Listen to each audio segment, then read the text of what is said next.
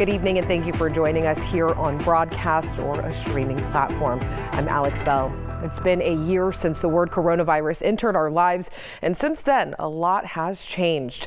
Tonight, we look back and hear from some of the people impacted by it and reflect on how our lifestyles changed. We're taking you back to March 2020, when Kern County first shut down.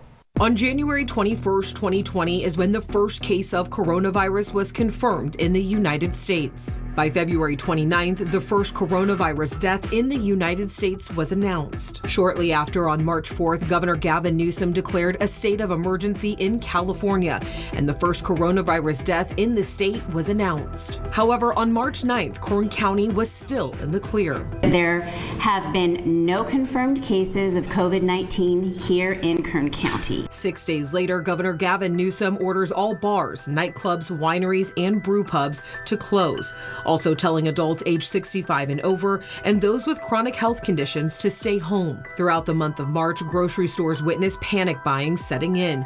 Shelves became empty, and water and toilet paper became nearly impossible to find. On March 17th, COVID was first discovered in Kern County as one patient tested positive. 2 days later, on March 19th, the governor announces a statewide order to shelter at home, affecting 40 million Californians and restricting all non-essential travel and activities outside the home. Almost a month after the first coronavirus death was announced in the United States, Kern County Public Health confirms the first COVID-19 related death in the county, Susie Garcia, a local business owner. By April 1st, Governor Gavin Newsom officially announced that public schools will be closed for the rest of the academic year. Just 2 days later, the CDC and the White House Coronavirus Task Force now recommend Americans wear face coverings when in public. By early June, California began allowing schools, bars, and gyms to begin resuming operations. And the search for a vaccine was also underway. But with the holidays approaching, the state and health officials urged residents not to travel. On November 19th, the governor issued a new travel advisory, asking residents to limit travel outside and into the state. By December 13th, the first doses of Pfizer's coronavirus vaccine arrive in California. And on December 17th, Kern Medical became the first hospital in the county to administer Pfizer's COVID-19 vaccine. By the end of December, though, Kern County reached grim numbers. On December 22nd and December 30th, a public health official confirmed 16 people died each day, which are the highest single days of death. As the new year began, vaccines started making their way to those most vulnerable populations. On January 13th, California began allowing those 65 and older to get vaccinated. And by the end of January, all regions effective immediately are no longer in the stay-at-home order. Almost a year later, when the first case was confirmed in the United States, the governor lifts the regional stay-at-home order for all of California, stating ICU availability has improved. On March 10th, 2021, the House passes a $1.9 trillion COVID relief plan, giving aid to millions of Americans who continue to struggle through the pandemic. But as we look back, we can now see some of the factors that turn COVID-19 deadly for some patients. And here in Kern County, 2 underlying conditions were present for a majority of the deaths. Of all the people we've lost to COVID-19, many of them also suffered from hypertension, which was the leading comorbidity in Kern County residents. Diabetes was the second leading factor in a number of COVID-19 related deaths. Roughly 1,400 people had an underlying condition when they were infected with COVID-19 and later died. There were just 29 people in Kern County who died of COVID alone. Now, when we look at the ages of those who have died in our community, the majority of people were over the age of 65. Those aged 50 to 64 make up the second largest percentage of COVID-19 related deaths, while 105 patients' deaths between 18 and 49 have been attributed to COVID-19. These numbers do follow the national trends, and local data shows no children or teenagers have died due to coronavirus. Public Health updated these demographics this morning. And as we learned about this new pandemic, President Trump's coronavirus task force rolled out recommendations on how to deal with this new virus. And it was touted as 15 days to slow the spread. But that quickly changed industries across the country, shutting down. Some of them would never reopen again. We're now in the third month of 2021, and it seems like everything Governor Gavin Newsom is doing now is geared towards reopening the economy, reopening industry, reopening schools, and reopening various businesses. But we do know throughout this pandemic that a lot of those businesses didn't survive. And for the businesses here in Kern County, shaking off the financial setbacks is far from over. In the 28 years that I've worked here, without a doubt, my hardest year in business. I thought that it would last a couple of weeks. What business owners believed to be a short-lived blow to revenue, A whole year later, it's still here. was instead a period that crippled thousands of businesses across California for good. I have a lot of empathy for the ones that didn't manage to survive. It was March 2020 when Governor Gavin Newsom ordered the closure of all bars, nightclubs, wineries, and brew pubs. A few days later, he issued his first shelter-in-place order. We direct a statewide order for people to stay at home. Non-essential activities outside the home were prohibited. Dining in restaurants, exercising inside a gym, and getting your hair done were among the many things the mandate did not allow. I really thought it was only going to be a temporary situation. Ramona Potts owns Atomic Kitten Salon in downtown Bakersfield. Please wear a mask. She took Newsom's first closure order to heart. I didn't want anybody to be hurt or die because they came to get their hair done. But additional restrictions would follow. New regulations and reopening models would be handed down by Newsom, and those changed several times. The most frustrating part was doing everything I possibly could to make sure I followed all the rules and everything was in place to keep everybody safe, and then have them close again. Newsom rolled out a 6-point framework to reopen the state on April 14th, 2020. On May 26th, he allowed several industries to reopen, including restaurants, gyms, and theaters. Then, on July 1st, he shut down indoor operations for those industries in 19 counties. Every day was literally a new day. Gino Valpredo owns Luigi's in East Bakersfield. He says keeping up with the new regulations felt impossible. It seemed to get crazier, between the trying to figure out what we're supposed to be doing and the different regulations, and we let 28 people go. 3 weeks later, rehired 28 people. 20 of them, 10 of them didn't want to come back. So it's truthfully been insane. And then we went from outside to partial inside, and then sometime in June, completely open. But being completely open would last only for a couple of weeks. In July, Newsom announced new restrictions that will again order the closure of several industries. But contrary to the downward direction many businesses were going towards at this point, some businesses experienced the opposite. Everything's gone really well.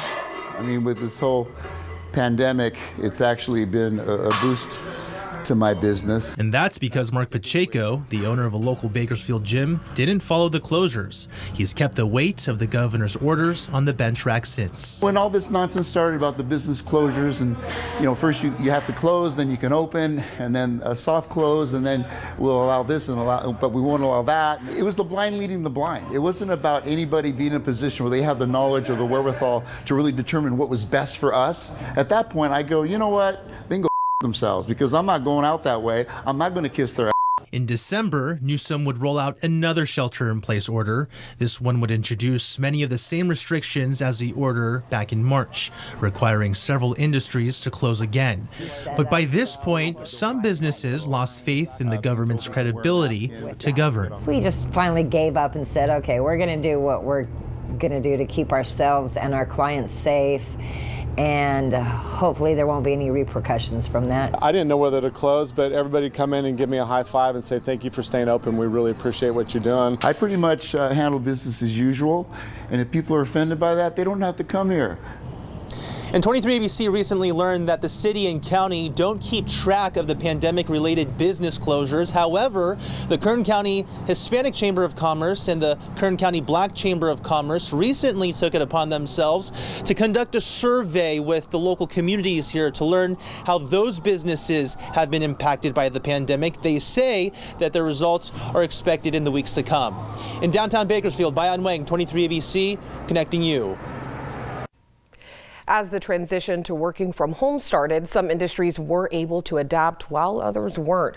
The United States unemployment rate peaked at 14.8% back in April of 2020. During the same time, unemployment in Kern County also peaked at roughly 19%. According to the National Bureau of Economic Research, the start of the pandemic marked the end of the longest period of economic growth in American history, following the crash of 2008. Now the unemployment rate rests at around 6% nationwide. But the pandemic wasn't just a public health issue. It turned political too. Politics seemed to play a role in shaping the public's perception of the virus, with many leaders scrutinized for their response to the crisis. Some of history's most respected political leaders have come at times of crisis. George Washington helped lead a nation to independence, Abraham Lincoln helping to heal a nation at war with itself, and FDR helping to lead the way through World War II and the Great Depression. Now, with all that in mind, it's no surprise that those in positions of power became focal points as America shut down last spring. It's dominated everything, whether it's the news, whether it's our personal lives, or whether it's politics over the last year. Last March, as the COVID threat became apparent, these are the types of images that many Kern County residents and Americans at large got used to seeing. March 16th, as most of you know, we declared a countywide local emergency. Leaders on the local, state, and national levels holding regular press briefings, giving the latest on the COVID threat. Reduce the current occupancy within these establishments. The message was uniform at first, as little was known about the emerging threat. Those in positions of power mostly erring on the side of caution as more was learned about COVID. Doctors Dan Erickson and Artin Masihi. But as April came, 2 Kern County doctors became the center of national attention, calling for the end of economic restrictions. We've never, ever responded like this in the history of the country. Why are we doing this now? YouTube removing the clips of the doctors, saying their statements contradicted health authority guidelines. Kern Public Health also disagreeing with the doctors, but County Administrative Officer Ryan Alsop with a different tone, saying Dr. Erickson was courageous. As summer passed and many economic restrictions remained, Alsop also weighing in on the state's handling of the crisis too. Governor, Kern County joins other counties in demanding that you stop moving the goalposts on us. The county speaking out against Governor Gavin Newsom's economic restrictions, questioning why businesses are being restricted when county contact tracing data showed that the virus spread the most in households, not businesses. Newsom also the target of conspiracy theories. People, argue that Gavin Newsom wanted to remake California and he was going to use this crisis to do it. Some people didn't wear masks as a political statement on the right. Newsom was largely applauded for his response at the beginning of the pandemic, including by President Trump. But as many Californians grew frustrated with economic restrictions and he was seen maskless at a dinner party in November, that changed. The spirit of what I'm preaching all the time was contradicted, and I got to own that. And so I want to apologize to you. Also suffering political losses in the 2020 election cycle, Republicans. The party losing the White House and the Senate, something our political experts attribute, at least in part, to many people being out of work. Most presidential races for re-election are simply referendums on the state of the economy. Many analysts believe President Trump made early pushes to reopen the economy for this reason. Now that Democrats control Congress and the White House, it's easier for them to pass legislation like the $1.9 trillion American Rescue Plan. Because of, in my view, the pandemic, which I think shifted enough votes to the Democratic Party for them to take control of the government. Now, looking ahead, the main things to watch out for are whether or not Newsom's recall effort gets enough signatures verified by the California Secretary of State. Also, Biden's continuation of the vaccine effort that was originally called Operation Warp Speed under President Trump. In Bakersfield, Austin Westfall, 23 ABC, connecting you. But one of the biggest impacts caused by the coronavirus was the toll on kids and their education. Schools were also forced to close, and nearly a year later, some kids haven't even been back in the classroom since. We're unpacking that after the break. And 1 year later, we've gathered local officials to talk about where Kern's fight against COVID-19 is taking us. That roundtable discussion only on 23 ABC.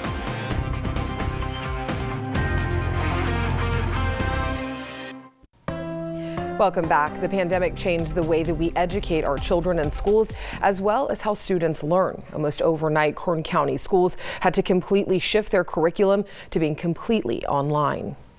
Around this time last year, students had just gotten the news that they would not be returning to the classroom and would have to be doing distance learning.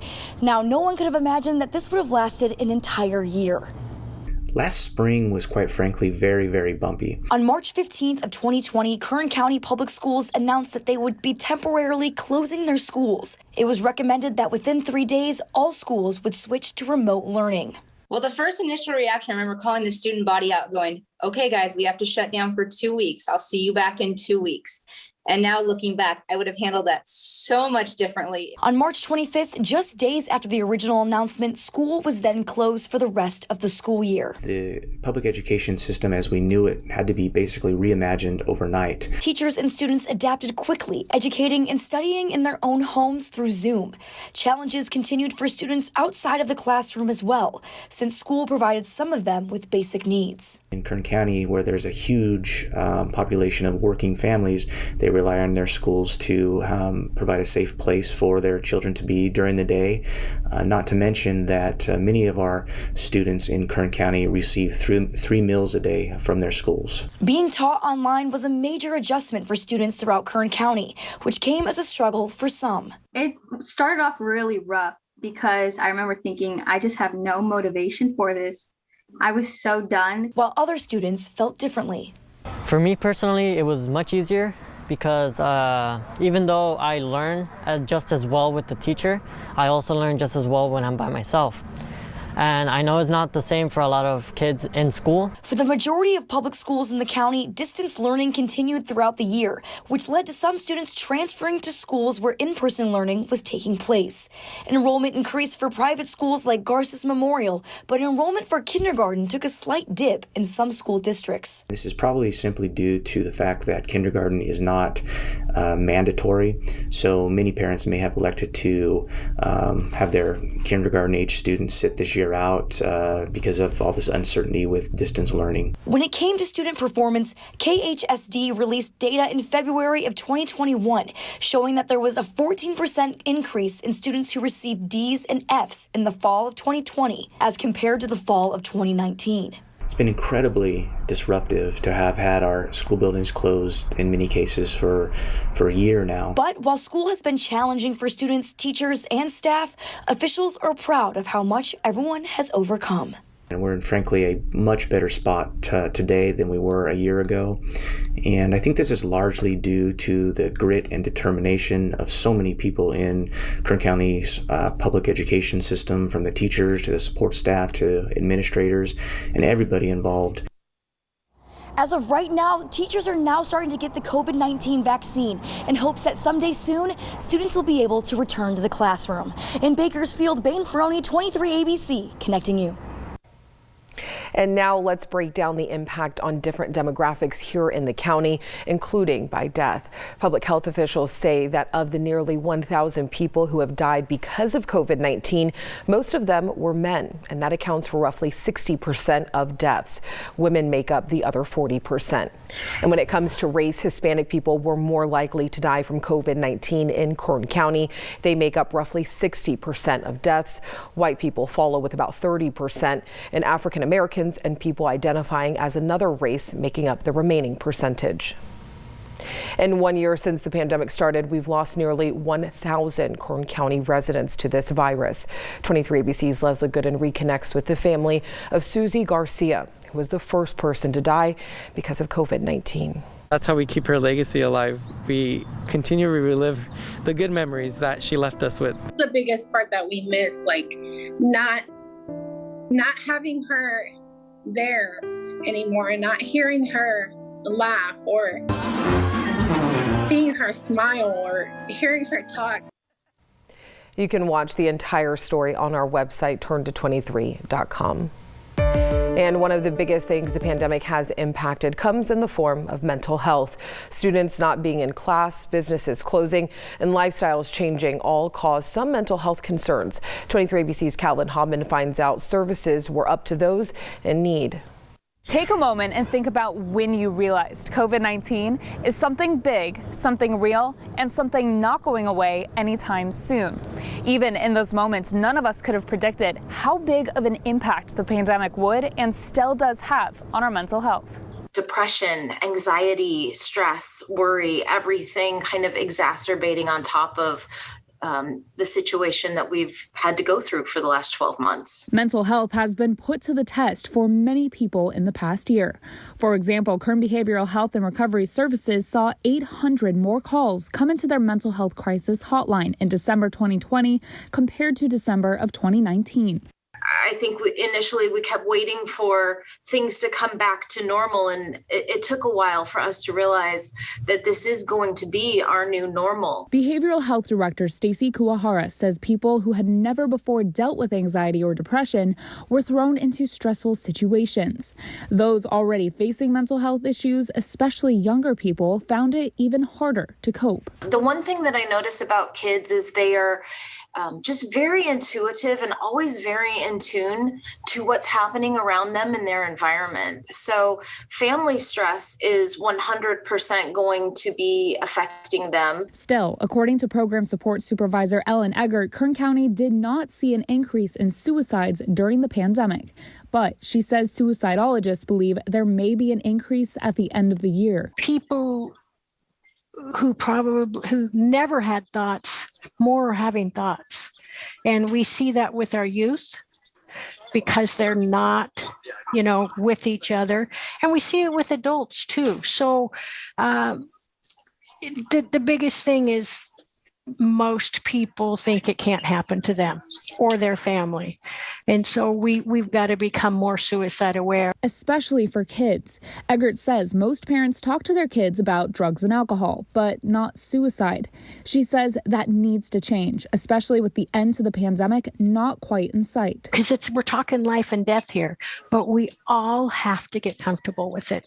Kern Behavioral Health offers a free 1-hour suicide awareness training. Eggert encourages everyone to take it. It just talks about warning signs, how to ask the question, all of those things that if we could erase that stigma and realize that suicide prevention is everybody's business, but also every single one of us at some time in our life could be at risk for suicide. Even as we're beginning to see more vaccinations and fewer restrictions, Eggert says we need to be taking care of ourselves. The good thing is there is light at the end of the tunnel, but that tunnel's long. The suicide prevention hotline number is right there on your screen. It's 800-273-8255. We'll also have links to more resources on our website, turnto23.com. Here in Bakersfield, Callan Hodman, 23ABC, connecting you. 2020 was hard for a lot of people, but many were able to find their silver lining during the pandemic. Coming up next, we'll show you how the community banded together to make it through the year.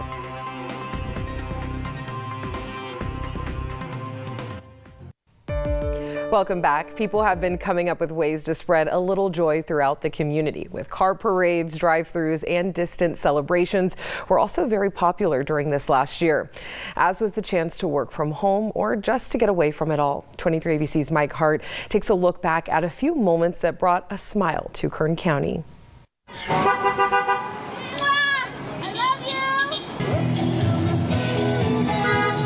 I was super happy because I missed them for a really long time. Teachers and students have been looking for ways to show their appreciation since the initial lockdown. They had decorations on them. Some of them said, "We miss you." And car parades were a popular distraction for young and old, from veterans to frontline workers. And drive-through graduation ceremonies. For those working from home, the pandemic taught many people they could do that from anywhere. Both of us worked from home for quite some time when COVID first happened because of the unknowns. And we were able to keep rocking and rolling and getting things done. How are you going to grow from this tragedy unless you stay positive? While others who maybe lost a job or watched it decline found unexpected time to improve their home life. More time for my personal life, and I have more time for my health and especially for my family. Wendy Armijo shared her feelings on Facebook recently by just getting out and walking. It took her to new locations, and she says she's never going back. I think people see that I'm happier, and it shows on my face. During this time, people really need a smile. And you didn't have to look hard to find one. What better way to celebrate than with some books and some candy? That's it. Numerous local organizations ramping up their efforts to help those in need, whether collecting donations or passing them out. By serving 2,000 meals a day, we hope that we have a positive impact in the community. Even through financial hardships, people took a moment to help others, including our first responders and their families. It's good to be able to be at an event like this. It's good for the community. And there were plenty of moments throughout the year to throw around some good wishes and happiness. These are unprecedented times, and it's nice to stay involved in the community. And I think as an organization, our goal is to get back on the ice as quickly as possible, as safely as possible. A journey that has already begun without forgetting what helped to get us there. Mike Hart, 23 ABC, connecting you. Coming up next, 1 year after the onset of the pandemic, we're talking to local doctors and public health officials about where we've been and where the county's headed next.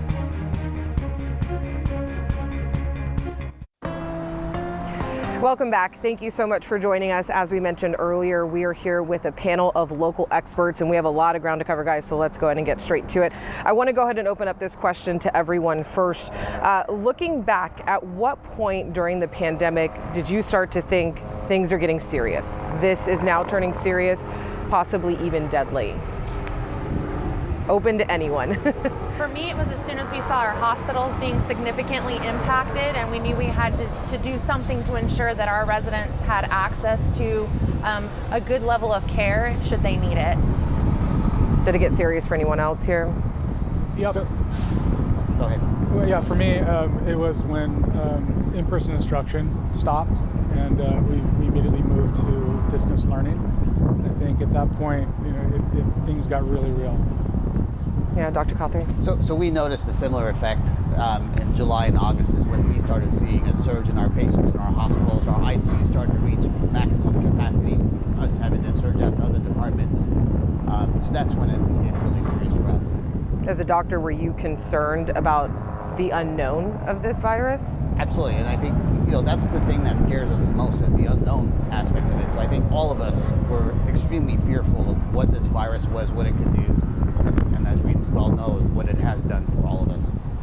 And Ryan, for the county. To your question, I think there were a series of moments for me, not just in the beginning, but all the way up until just the last few months. A variety of different events, state directives, schools closing down, stay-at-home orders, businesses being shut down, kids not getting back to school. Many pivots, changes of direction. Hospitalizations fluctuating up and down. So a number of different things that have, at different points, were concerning. And Jesse, I want to get back to you in education. As a teacher, what change have you seen in your students and their parents throughout this whole year? Yeah, well, I think when it first began, the transition from in-person instruction to distance learning was really abrupt.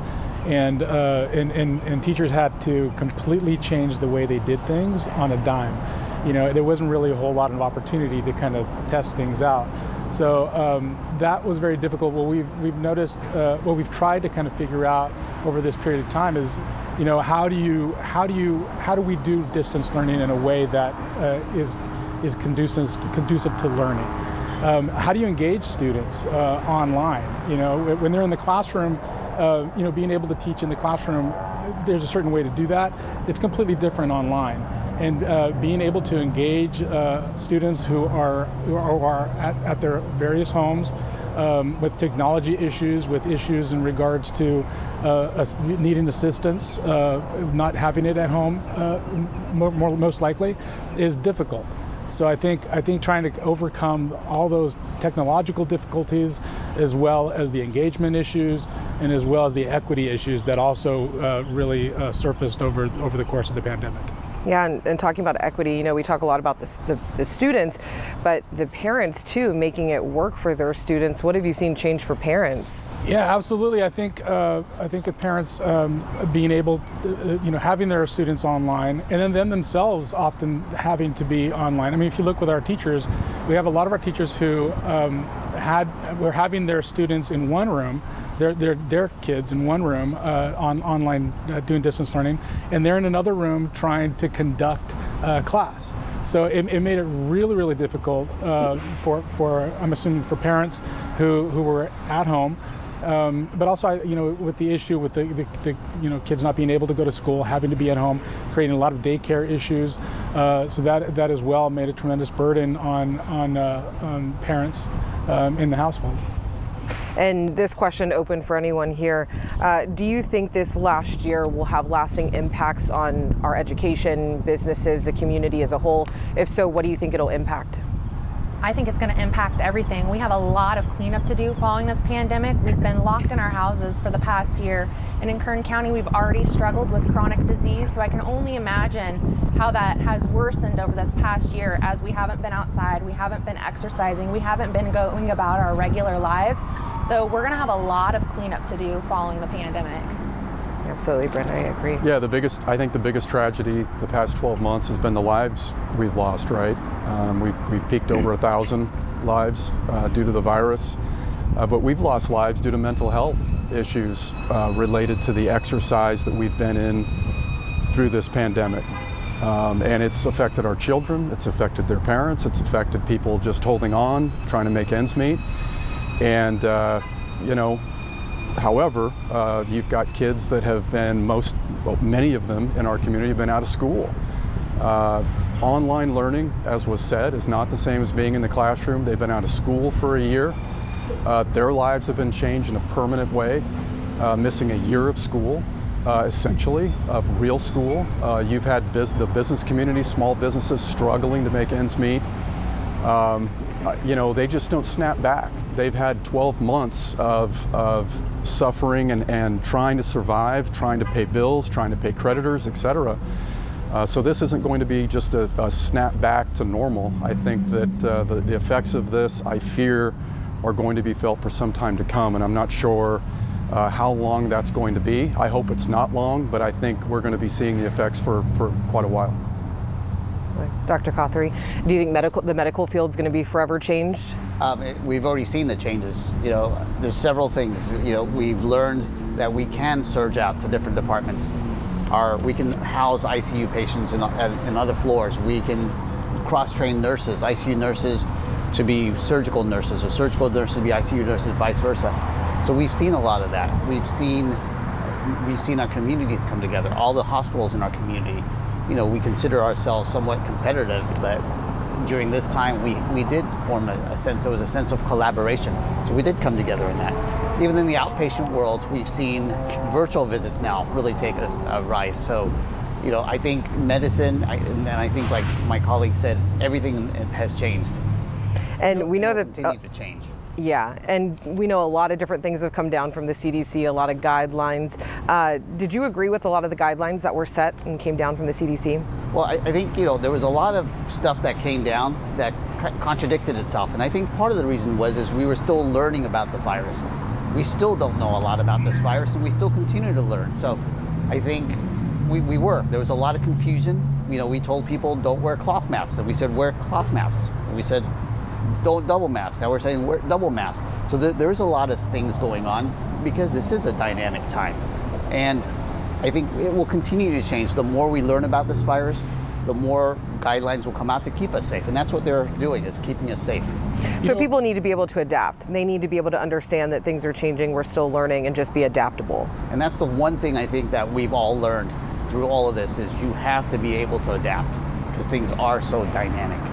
One thing I did want to include in regards to adolescent mental health, adolescent mental health has always been an issue, and we've never really had the resources in our schools in order to be able to deal with it. I think the pandemic exacerbated the adolescent mental health, but my hope would be that mental health, now that people are talking about it, people actually start doing something about it, and we start to get some resources in our schools to actually deal with it. Because like here in Kern County, adolescent mental health is hard to find, and a lot of times these teenagers end up having to go either into the children's mental health or into adult mental health, which is not adolescent mental health. I mean, their brains are very different. So I would hope that now that people are talking about it, that some real change comes about because of it. And it continues to become a conversation. Yes, absolutely.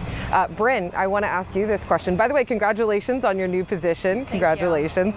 I know I've seen you out at the fairgrounds a lot. I want to ask you, what steps do you think leadership needs to take to get the county back on track to a sense of normalcy? What's next? So we're already taking those steps. We've seen nothing but great leadership happening in our community. Dr. Cothry mentioned really the hospitals coming together to decide how we can best serve our community as a whole.